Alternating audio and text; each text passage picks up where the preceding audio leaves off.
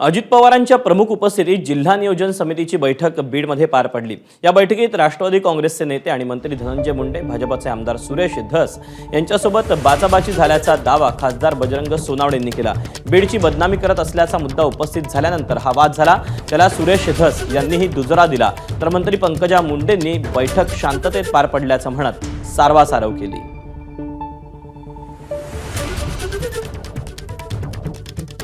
डीपीडीसीच्या मीटिंगमध्ये तसा विषय झाला नाही, पण इथं जर कुणी डीपीडीसीच्या मीटिंगमध्ये कुणाला एकाला कॉर्नर करून कुणी बोललं तर आम्ही गप्प बसणार नाही।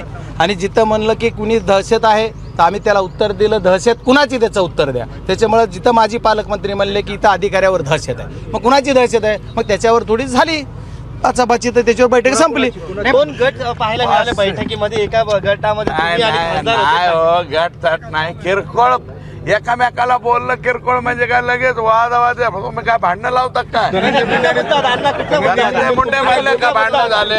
बोलणं झालं का? धनंजय मुंडे म्हणले का भांडणं झाले? नाही, मग आम्ही म्हणणार नाही भांडणं नाही झाले, एकामेकाबद्दल बोलावंच लागतं तेवढं एवढं। आपले बीड जिल्ह्याचे पालकमंत्री आदरणीय अजितदादा हे उपस्थित होते। संपूर्ण बैठक त्यांनी अत्यंत हाताळली, प्रत्येकाशी बोलले, प्रत्येक विषयावर चर्चा केली आणि समान न्याय मी सर्वांना देईन अशा प्रकारचा शब्द देखील त्यांनी लोकांना दिला। एबीपी माझा, उघडा डोळे बघा नीट।